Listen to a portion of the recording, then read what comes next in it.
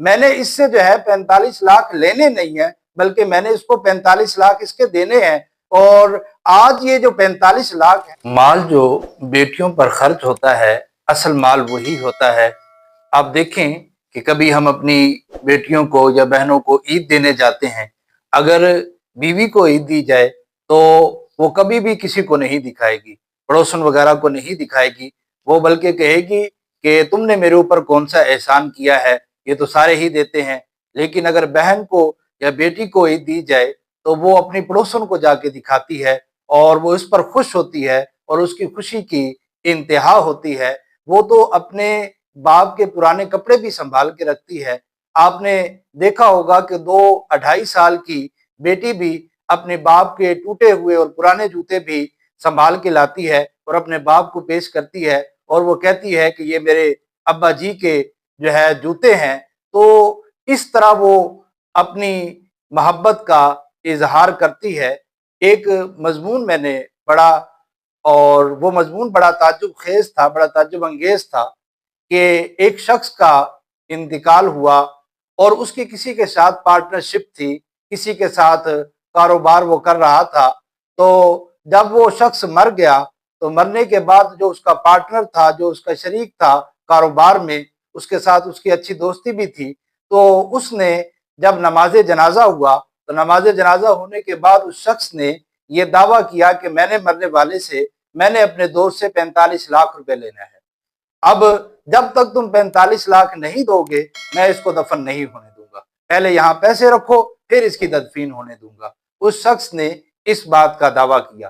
तो उस नमाज जनाजा में उसके भाई भी मौजूद थे, उसके बेटे भी मौजूद थे। तो भाइयों ने यह कहा कि हमारे भाईजान ने तो हमें कोई इस तरह का बात नहीं बताई कि मैंने किसी के पैसे देने हैं। बेटों ने भी यही कहा कि हमारे वालिद साहब ने तो हमें कोई नहीं बताया कि मैंने किसी के पैसे देने हैं।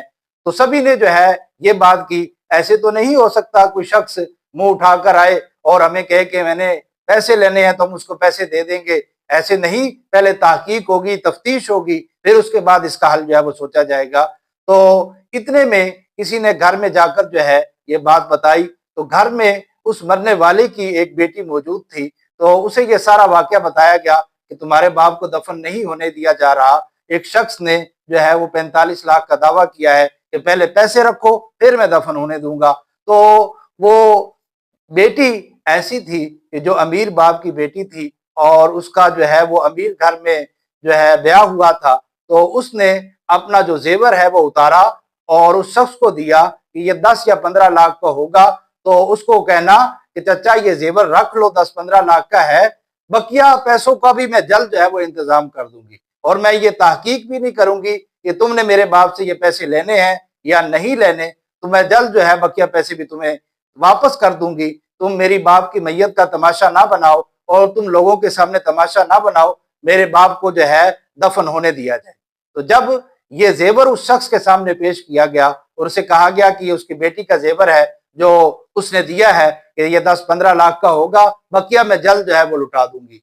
तो उस शख्स ने सारे लोगों के सामने हाथ जोड़े और माफी मांगी कि ये जो काम मैंने किया है, ये जो कहानी है, ये मैंने एक कहानी बनाई थी। तो लोगों ने कहा ये क्या कहानी थी, तुमने ऐसा काम क्यों किया? उसने कहा कि ये जो मेरा दोस्त है जो मरने वाला है, इसने ये कहा था कि जब मैं मर जाऊंगा तो मेरे बहुत से वरासा इकट्ठे हो जाएंगे, बहुत से मेरे विरासत के लिए इकट्ठे होंगे और कहेंगे कि मैं भी इसका वारिस हूं, मैं भी उसका वारिस हूं। लेकिन असल मेरा वारिस वही होगा जो मेरे दुख में, जो मेरी परेशानी में, जो मेरी मुसीबत में, जो मेरी आजमाइश में मेरे काम आएगा।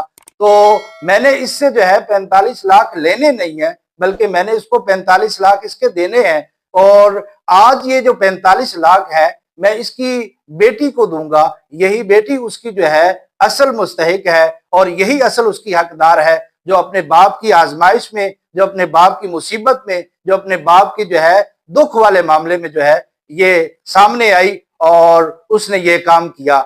आज हम जो है बेटियों को विरासत क्यों नहीं देते? हम क्यों सहम जाते हैं? हम क्यों डर जाते हैं? हम बेटों से जो है क्यों ब्लैकमेल होते हैं कि बेटे क्या कहेंगे? हम अपनी कब्र पर क्यों बोझ जो है बना रहे हैं? कल सुबह क़यामत हमें इसका हिसाब देना होगा।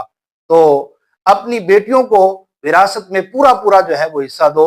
बल्कि भाइयों से भी ये रिक्वेस्ट है कि वो अपनी बहनों को उनका जो है वो हिस्सा पूरा पूरा दें, ताकि बरोज़े क़यामत जो है उनको इसका पूछ कुछ ना हो। और बेटियों की परवरिश करने के हवाले से मुस्लिम शरीफ में हदीस पाक है, आका करीम अलैहिस्सलाम ने इरशाद फरमाया, जिस पर बेटियों की परवरिश का बोझ आ पड़ा और उसने उसके साथ जो है वो अच्छा सलूक किया, तो कल बरोज़े क़यामत वो बेटियां उसके लिए जहन्नम से आड़ बन जाएंगी।